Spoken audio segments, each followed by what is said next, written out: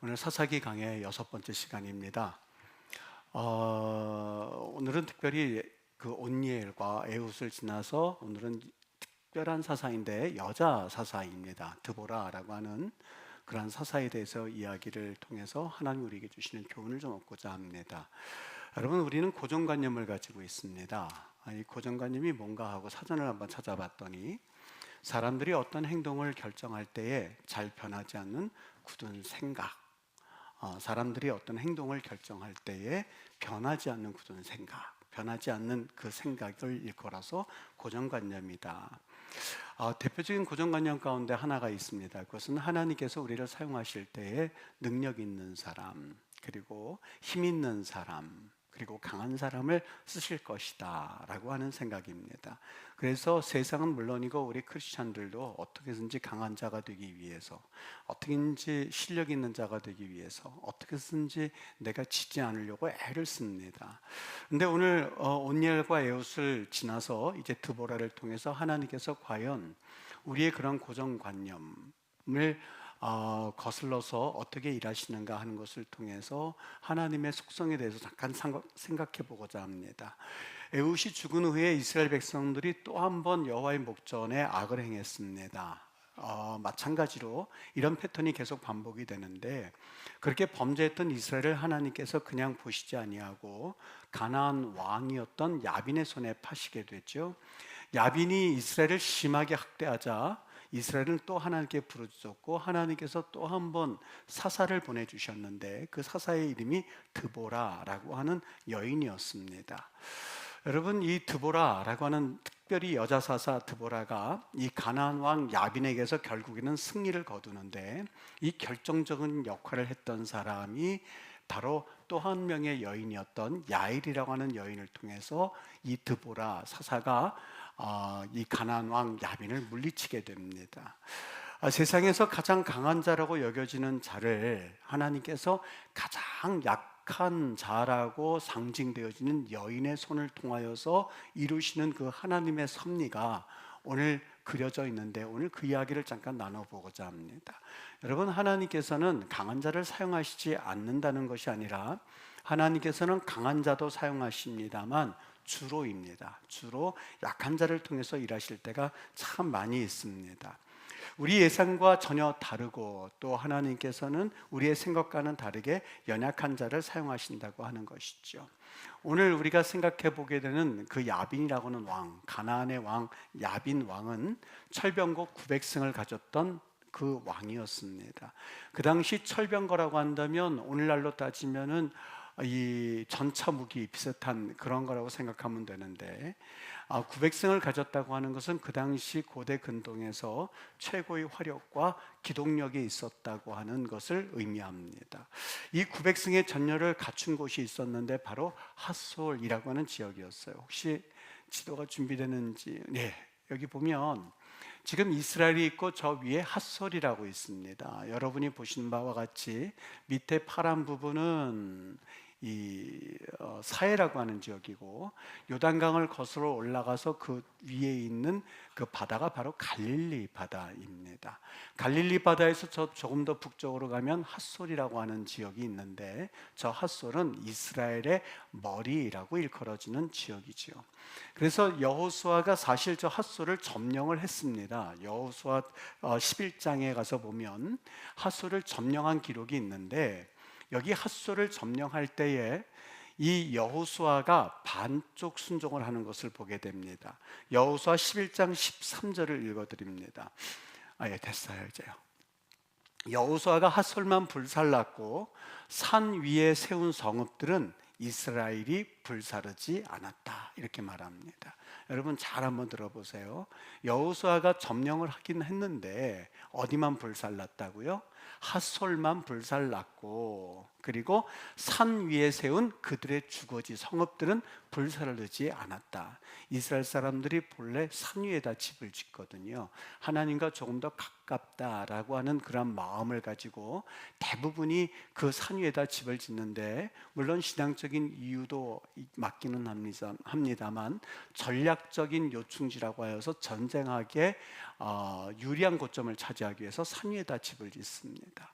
그런데 그 산 위에 있는 성읍들을 점령하기 위해서는 많은 출혈이 필요하다고 생각했는지, 아니면 귀찮아서 그랬는지, 아니면 엄두가 안 났는지 하여간 점령하지 않았던 것이죠. 이 일로 인하여서 이 거점을 삼아서 이 팟솔이 다시 부흥을 하게 되었는데, 전차 900승, 철병거죠. 900승, 그리고 이스라엘 백성들을 자그마치 20년 동안 괴롭히는 것을 보게 됩니다. 여러분, 우리 여기서 한 가지 알 수 있는 교훈이 있습니다. 깨닫는 교훈이 있습니다. 여러분, 순종은 우리가 온전한 순종을 걸어서 순종이라고 말합니다. 90%의 순종이나 50%의 순종은 또 하나의 철병거로 우리에게 다시 되돌아올 수가 있다고 하는 것이죠.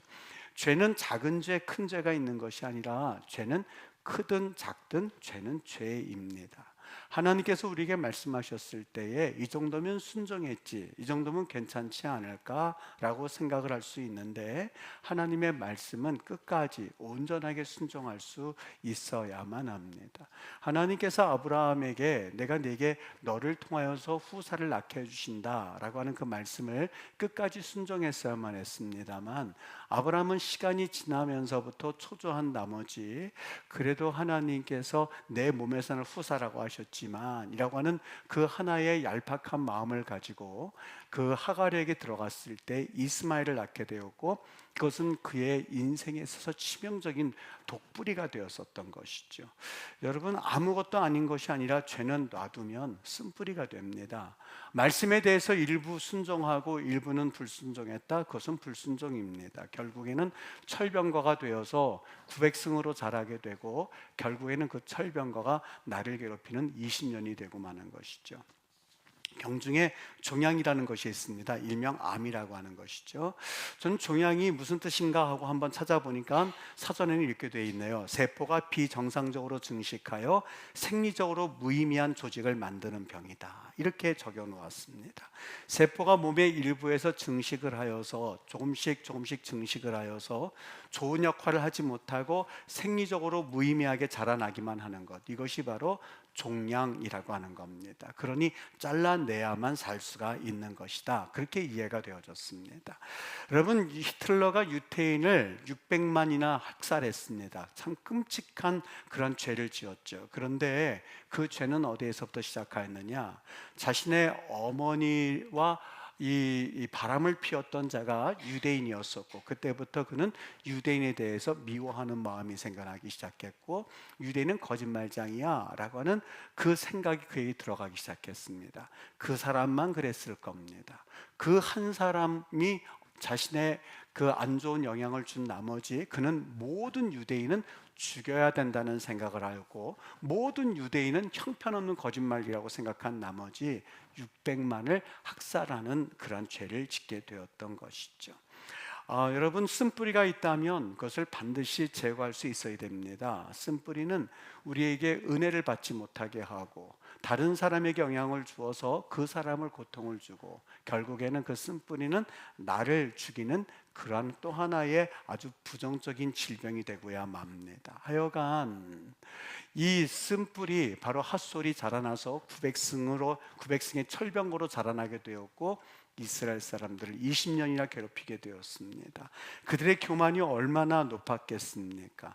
여러분, 900승의 철병거와 상대한다고 생각을 해보십시오. 이스라엘의 사람들이 아직 전열이 다듬어지지 않았고, 그리고 사람들이 아직 전쟁 준비에 특화된 사람들이 그렇게 많지 않았을 때에 그 900승의 철병거를 봤을 때 얼마나 그 철병거가 강력해 보였고, 본인들은 보잘것 없어 보였겠습니까?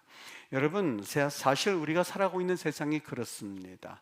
우리 자신을 바라보면서 세상을 바라보면 나는 아무것도 아닌 것 같고, 세상은 900대의 철병거처럼 얼마나 무섭고 두렵고 떨리는지 모릅니다. 이것저것이 가만히 보면 막혀 있고 벽이 너무나 높아서 사실 그 벽을 넘어설 엄두조차 내지 못하고 있습니다. 그것이 바로 현실입니다.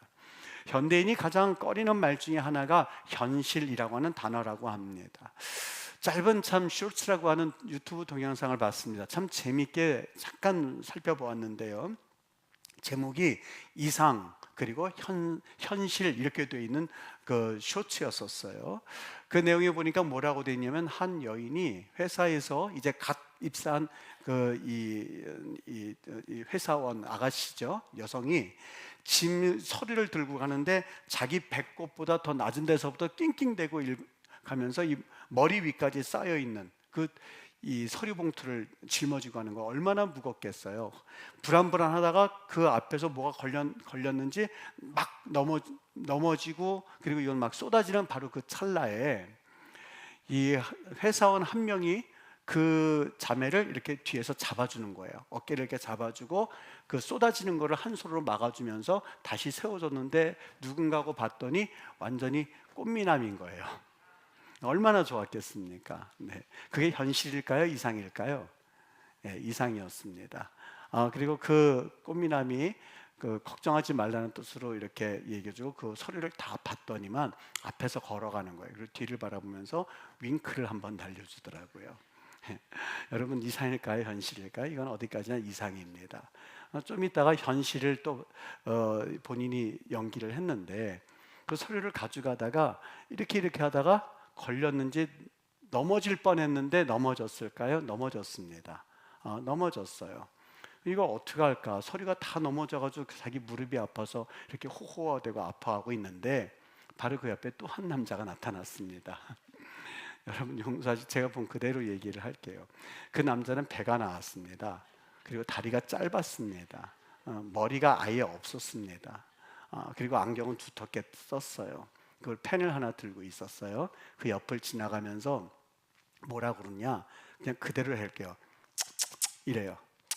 그러더니 뭐라 그러냐, 뭐야 요즘 젊은 사람은 힘도 없고, 그러더니 그냥 쓱 걸어가는 거였었어요. 그게 이상일까요? 현실일까요? 현실이었었어요. 이상과 현실은 다르다고 하는 것을 그 쇼츠에서 보여주고 있었던 것이죠. 여러분, 그렇습니다. 이상은 하나님이 우리에게 약속을 해주셨고, 또 감사하라고 말씀하셨고, 또 우리에게 우리 하나님이 주시는 놀라운 은혜가 있습니다. 근데 현실을 바라보면 얼마나 많은 고비가 있는지 모릅니다. 아이들이 낳으면 여러분, 여기서부터 현실이 시작되어지죠. 그리고 진학을 해야 되죠. 또 취업을 해야 되죠. 결혼을 시켜야지요. 자녀를 가져야지요. 그 자녀를 돌봐주어야지요. 그리고 그 자녀를 향하여서 사실 우리가 그 자녀를 돌봐줄 뿐만이 아니라 우리의 노후도 준비해야 되죠. 이게 현실입니다. 가나안 도시국가의 왕들을 동원하여서 이 철병거 900대를 세운 그 야빈 왕의 시스라 군대가 이제 이스라엘을 향하여서 사기가 충천해 있었습니다. 기갑부대였습니다. 여러분, 이 결과가 어떻게 될까? 제가 그 이야기를 다 여러분에게 소상하게 말씀은 하지는 않습니다만, 결국에는 그 철병거 900대를 가진 야빈 왕, 그리고 가나안의 왕, 그리고 이 철병거의 군대장관 시스라가 사실상 스스로 그 철병거를 사용해 보지도 못하고 무너지게 됩니다. 그들이 그토록 자신만만하고 있었던 그 철병거가 사실 무용지물이 되었던 것이죠. 아마 그 지형적인 특성 때문에 사용해 보지도 못하고 무너졌던 것 같습니다. 여러분, 저는 여기 말씀을 보면서 잠깐 짧은 교훈을 여러분과 나눴으면 좋겠습니다. 개하고 고양이하고 로드킬을 당하는데, 이 고양이는 개보다도 로드킬을 2배 이상 더 많이 당한다고 합니다. 그 이유가 뭔가 봤더니, 물론 신체적인 그런 여러 가지 이유도 있었더라고요. 고양이는 그 빛에 반응하는 동공에 좀 문제가 있다고 합니다. 개는 빨리빨리 그것에 반응해야 하는데 이 고양이는 그렇지 않다고 그럽니다. 그래서 빛에 반응하는 동공의 구조 문제 때문에 이 고양이가 로드킬을 더 많이 당하지만, 무엇보다 가장 중요한 문제는 고양이는 자동차보다 내가 빠르다라고 하는 교만함, 자만심이 있다고 합니다. 그래서 개는 차가 지나갈 때에 무서우면 잠깐 멈추는데, 이 차가 올 때 고양이는 저 차가 오기 전에 나는 지나갈 수 있다라는 생각 때문에 로드킬을 더 많이 당한다고 합니다. 잠언서 6장 16절에 보면 여호와께서 미워하시는 것, 그 마음에 싫어하시는 것이 67가지니 곧 교만한 눈이라고 말씀하고 있습니다. 하나님께서 싫어하시는 것이 있는데 가장 첫 번째가 교만한 것이라고 말합니다.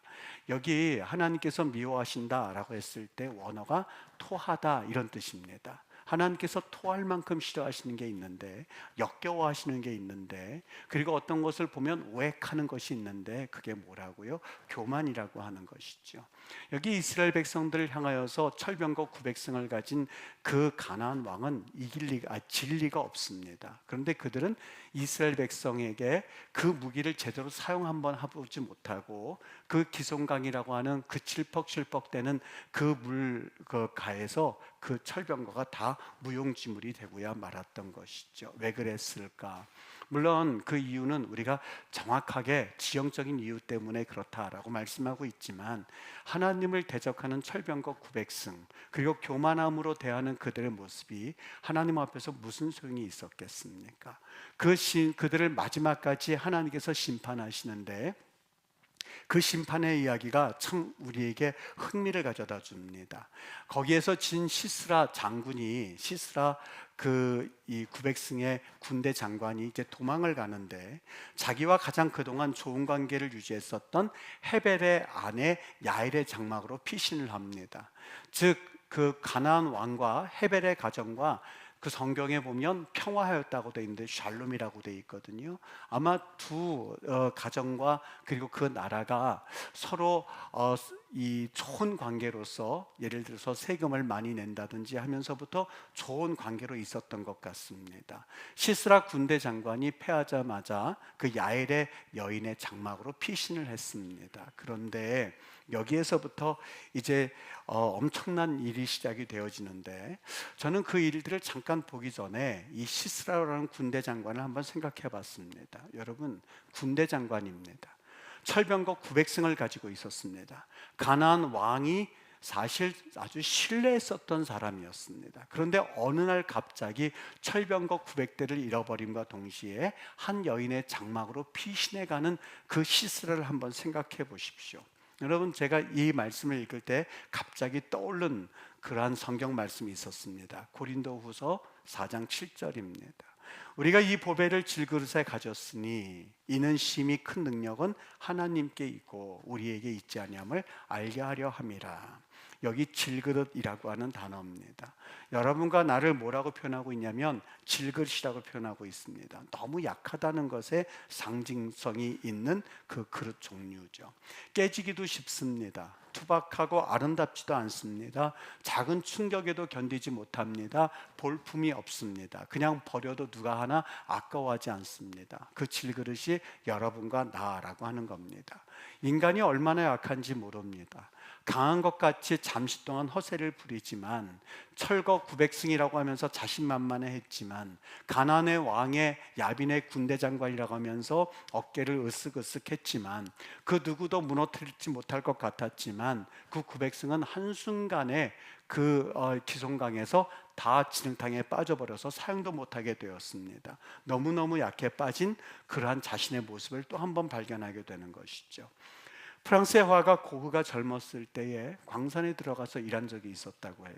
어느 날 광부한 사람이 옷이 없어서 그랬는지 물건을 포장했던 천으로 셔츠를 만들어 입고 있는 것을 그가 그 안에서 봤습니다. 그런데 그 셔츠 등에는 이런 글귀가 쓰여져 있었어요. 부서지기 쉬운 물건이므로 주의해서 다룰 것. 부서지기 쉬운 물건이므로 주의해서 다룰 것. 인쇄된 글이 그대로 붙여 있는 게 아니겠습니까? 그때 고흐가 크게 깨달았다고 합니다. 그렇구나. 우리 인간이라고 하는 것은 부서지기 쉬운 존재야. 우리 인간이라고 하는 것은 보잘것없는 존재야. 나약하고, 그래서 사실 누군가가 붙들어주지 않으면 우리는 살 수 없는 존재야 라고 하는 것을 깨달았다고 그래요.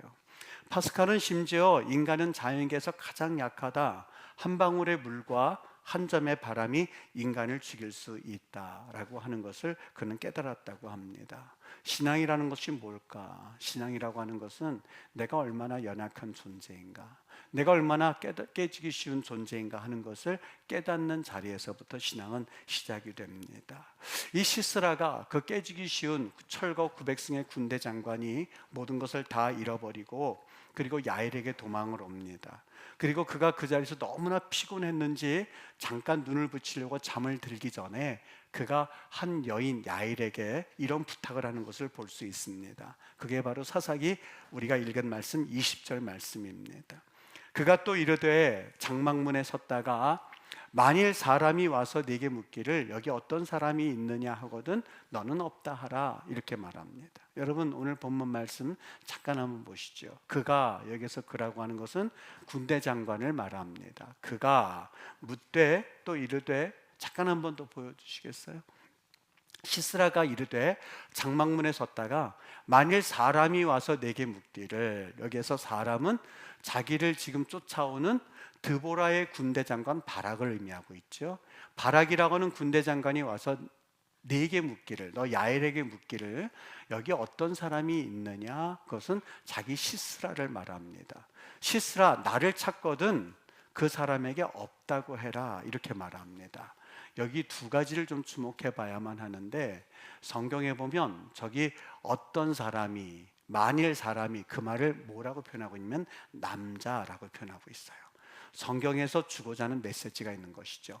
남자가 와서 묻거든 여자인 네가, 남자 내가 없다고 해라 라고 합니다. 여러분, 남자가 지금 여자에서 자기의 운명줄을 쥐고 있다는 것을 성경에서 사실상 보여주기를 원했던 겁니다. 그만큼 시스라의 지금 형편이 좋지를 않는 것이죠. 여기 없다라고 했는데 아인이라고 되어 있는데, 애인이라고 말하기도 하고 아인이라고 말하는데, 이 말은 존재조차 하지 않는다라는 말입니다. 한 남자가 그 당시 남자에게 속해 있다고 여겨진 여인에게 목숨을 구걸하고 있을 뿐만이 아니라 그 여인 앞에 한 남자가 자기는 아무 존재도 없는 존재라고 고백하는 장면입니다. 여러분, 말 참 조심해야만 합니다. 우리 옛말에도 말이 씨가 된다는 말이 있지 않습니까? 바락이 시스라를 잡으려고 왔을 때 사실 이 세상에 그는 없는 존재가 되고야 말았습니다. 왜요? 야일이 그를 아주 비참하게 죽였기 때문에 그렇습니다. 어떻게 죽였느냐? 22절 읽어드릴 테니 한번 들어보시죠. 바락이 시스라를 추격할 때에 야일이 나가서 그를 맞아 그에게 이르되 오라, 네가 찾는 그 사람을 내가 네게 보이리라 하매 바락이 그에게 들어가 보니 시스라가 엎드려져 죽었고 말뚝이 그의 관자놀이에 박혔더라 이렇게 말하고 있습니다. 그림이, 여기 이 내용 4장을 어느 화가가 그림으로 표현한 장면이 있습니다. 일목요연하게 다 설명을 하고 있진 않지만 어떤 일이 있었다고 하는 것을 상상하기에 충분한 그림을 그려주었는데, 아르테시미아 젠틸레스키라고 하는 화가가 이 유화로 이런 그림을 그렸는데 한번 보여주시겠어요? 저 그림이 사사기 4장의 그림입니다. 저기 누워있는 사람이 누구인 것 같아요? 시스라입니다. 잠을 자고 있는 장면입니다. 지금 저 오른손에 들고 있는 것은 방망이이고 왼쪽에 들고 있는 천막을 칠 때에 고정할 수 있게 하는 그 말뚝이거든요. 어떻게 하고 있냐면 방망이로 관자놀이에 대고 거기에 잠을 자고 있을 때 내리친 거죠. 그게 바로 4장 사건에 있는 내용을 그 화가가 저렇게 그려 놓았던 것입니다. 여러분, 이 일이 일어났던 것이죠. 됐어요. 신명기 900승의 사람 시스라의 운명이 한 여인의 손에 의해서 결정이 되었던 것을 우리는 여기에서 보게 됩니다. 물론 이것도 하나님이 하신 일이죠. 왜냐하면 하나님이 이미 9절 말씀에서 그런 일이 있을 것이라는 것을 미리 예언해 주신 것을 보면 이 모든 역사 가운데는 이 하나님의 역사, 또 하나님의 정하심, 섭리가 담겨져 있음을 보게 됩니다. 여러분, 우리가 어떻게 살아가야만 할까? 우리가 때로는 기도하지 않고 그냥 살아갈 때가 있습니다. 여러분, 기도 안 하니까 조금 그럴 수도 있지 이렇게 생각할 수 있는데 그렇지 않습니다. 기도하냐 기도하지 않느냐라고 하는 것은 너무너무 중요한 문제입니다. 기도하지 않는다라고 하는 것은 그냥 내 힘으로 살아갈 수 있습니다라고는 우리 인간의 교만함을 상징적으로 보여주는 행위이기 때문에 그렇습니다. 하나님께서 교만을 참 싫어하신다고, 토할 만큼 싫어하신다고 하였는데, 여러분, 우리가 기도하지 않는 것은 내가 기도하지 않아도 이 모든 것들을 하나하나 해나갈 수 있다라고 하는 자신감이 있기 때문이지 않겠습니까? 만일 내가 하나님이 나와 함께하지 아니하시면 아무것도 할 수 없습니다 라고 고백한다면, 하나님 오늘 하루도 내가 이 일을 행합니다. 하나님이 저에게 지혜를 주시고, 하나님 저의 눈을 밝혀주시고, 하나님 저에게 건강을 주시고, 나의 일에 보호가, 또한 나의 일에 하나님 함께해 주시옵소서라고 간절히 기도하지 않겠습니까? 하나님, 나는 질그릇처럼 깨어지기 쉬운 존재입니다. 넘어지기 쉬운 존재입니다. 그러니 하나님 도와주십시오 라고 기도하지 않겠습니까? 여러분, 진정 나는 구원받지 못할 존재라는 것을 안다면 나의 구원자 되신 주님밖에는 없다고 간절히 기도할 수밖에 없지 않겠습니까? 여러분, 우리가 하나님 앞에 정말 때로는 내가 육신이 공고하고 영혼이 공고할 때 하나님을 찾아야만 합니다.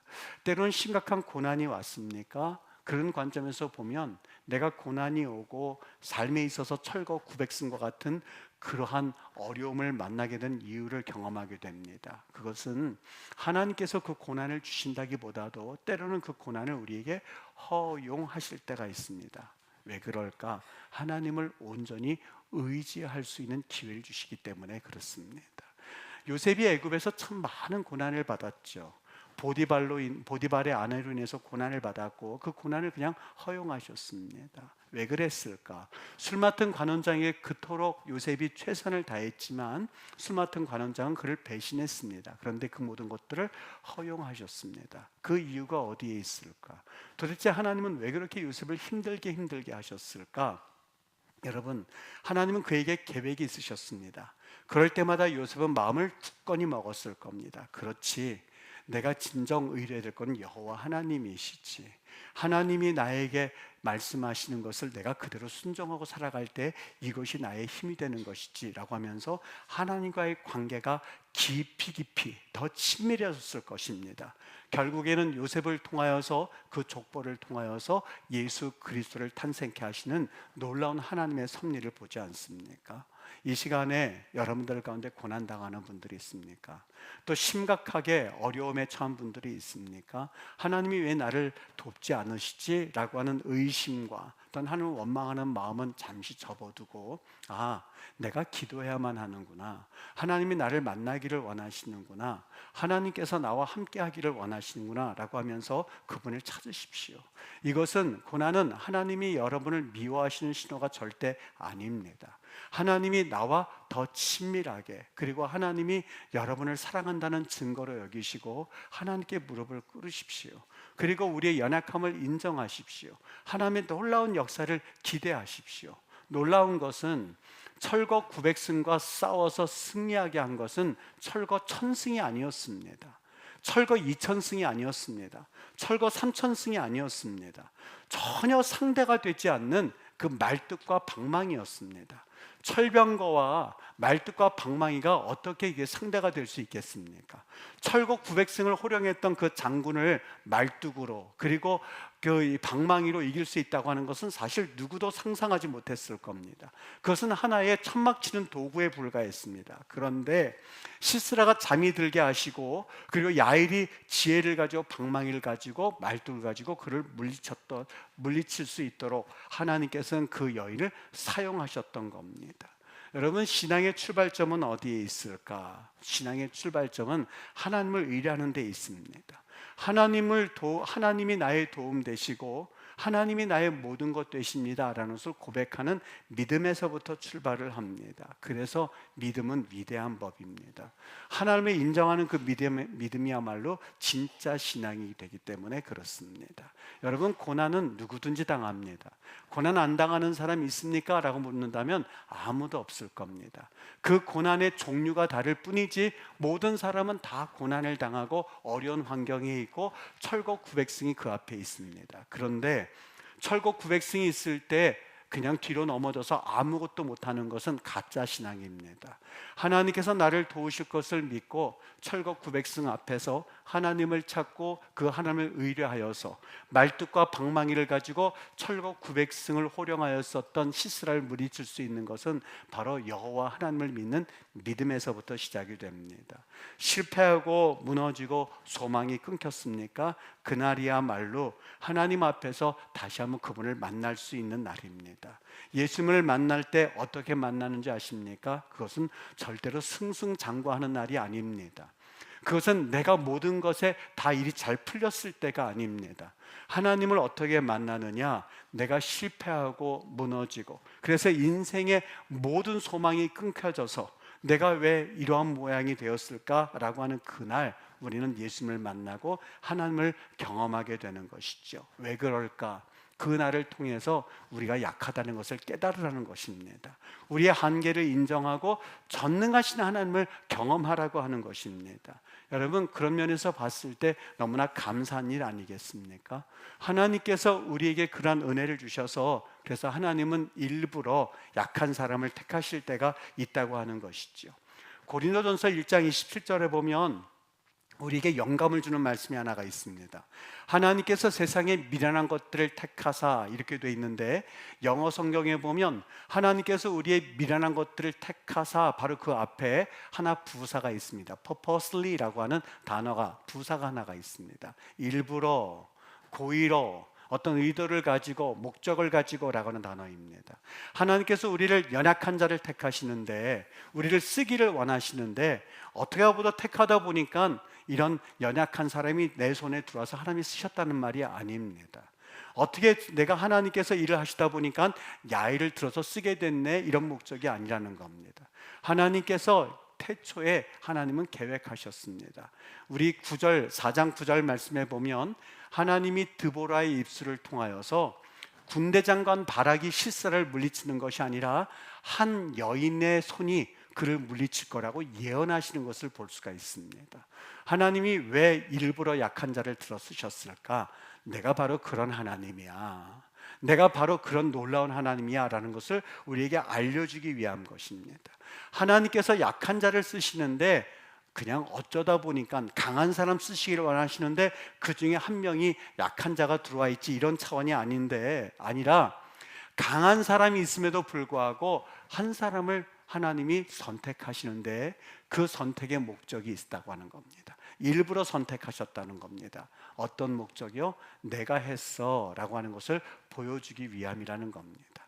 만일 여러분이 강한 상태에서 어떤 일을 이루셨다면 여러분의 능력 때문에 했다고 다들 생각할 겁니다. 그런데 가만히 뒤를 되돌아보면 나는 아무것도 아닌데, 나는 한 게 없는데 그게 어떻게 그렇게 됐을까? 운이 좋아서, 재수가 좋아서 하나님께서는 그 우연이라고 하는 이 필연을 통하여서 하나님의 역사를 이루신다고 하는 것을 우리는 기억해야만 합니다. 사랑하는 여러분, 때로는 하나님 앞에 내가 연약하다고 보십니까? 그리고 지혜가 없다고 생각합니까? 성경은 이렇게 말합니다. 하나님께서 세상에 미련한 것들을 택하셔서, 여기 하나 더 집어넣을게요. 하나님께서 세상에 미련한 것들을 고의로, 일부러, 그리고 어떤 목적을 가지고, 그리고 하나님의 놀라운 섭리 가운데 택하셔서 지혜 있는 자들을 부끄럽게 하려 하시고, 세상의 약한 것들을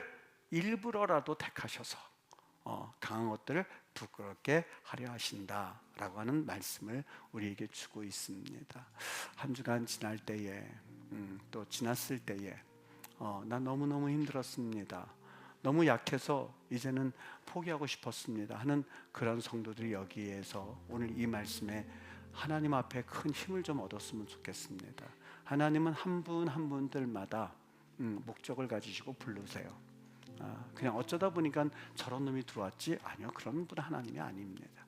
여러분과 나를 목적이 있어 불러주셨다는 것, 여러분 그거 감사한 일 아니겠습니까? 가만히 생각해 보면 예수님이 이 땅에 오실 때도 어떤 철거 900승을 가지고 오신 것이 아니라 가나안, 그리고 말구유라고 하는 그런 허름하기 짝이 없는 곳에 오셨다고 하는 것은 우리에게 얼마나 놀라운 희망이 되는지 모릅니다. 하나님의 뜻을 이루는 소중한 축복의 통로가 말구유였다는 사실이에요. 예루살렘이라고는 종교적 중심에서 태어난 것이 아니라 그 나사렛이라고 하는 정말 보잘것없는 장소에서 예수님이 태어나셨다고 하는 것, 우리를 쓰시고자 하실 때 여러분 절대 교만하거나 거만하게 살아가지 않게 되기를 바랍니다. 하나님께 감사함으로 그분 앞에 우리를 드림으로써 우리 하나님의 목적에 맞게끔 우리의 삶이 정말 그분 앞에 드려지는 그런 거룩한 인생, 복된 인생, 축복된 인생, 하나님 소중히 여기시는 인생 되시기를 예수님의 이름으로 축원합니다.